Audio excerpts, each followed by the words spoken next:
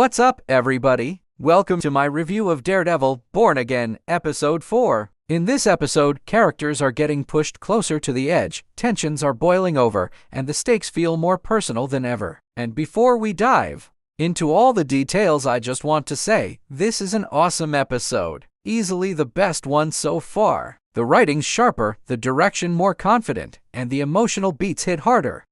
Starting off with the positives for this episode, one of the strongest aspects is how much more present Matt is in both parts of his life. There's a great nighttime sequence where he listens to multiple conversations at once, trying to track a corrupt judge tied to Fisk, and it feels like a return to form. Not just because of the cool use of his powers, but because you can tell he wants to act now, not just react. Speaking of Fisk, he's more menacing than ever. We finally get a sense of how far his control over the city has spread. There's a scene where a police captain suddenly retires mid-press conference, and the silence that follows is more chilling than any direct threat. Vincent D'Onofrio doesn't even need to raise his voice, he just owns every second he's on screen. Heather also gets a standout episode. There's a crucial scene between her and Matt where the emotional wall between them finally starts to crack, and it's the most honest they've been with each other all season. She doesn't know everything yet, but she's asking sharper questions. Meanwhile, her role in Fisk's world is becoming more uncomfortable by the minute. You can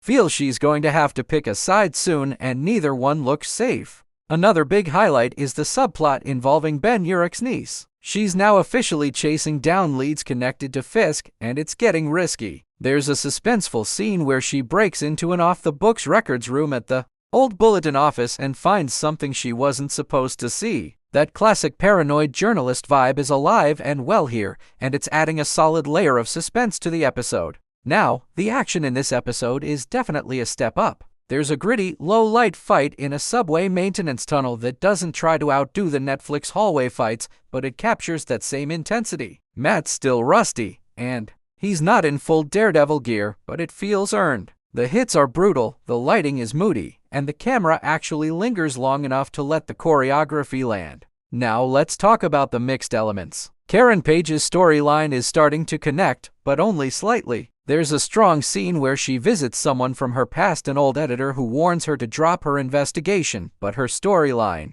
still feels a bit isolated despite this. It's clear she's carrying some unresolved guilt, and the episode hints that she's not just chasing the story but also redemption. You can tell the writers are working towards something bigger, but the pacing of her subplot is dragging just enough to be noticeable. Hopefully episode 5 ties it in more organically with the main plot. And now, let's move on to some of the negatives. The main one is still the pacing. There are a couple of boardroom-style scenes with city council members and legal advisors that just don't carry the same weight as the personal storylines. They slow things down right as the episode is picking up steam. Also, while Sister Maggie had a powerful scene in episode 3, she's completely absent here. That's not necessarily a problem, but it is a bit weird considering how impactful she was. At this point, it's starting to feel like an omission. But the longer it goes unaddressed, the more noticeable it becomes. So overall, episode 4 of Daredevil, Born Again is a really strong entry. The momentum keeps building, the characters are heading towards some inevitable collisions, the writing is sharp, the action's getting better, and the tension is finally paying off. So with all of that, I'm excited to see how the next episodes keep the momentum going.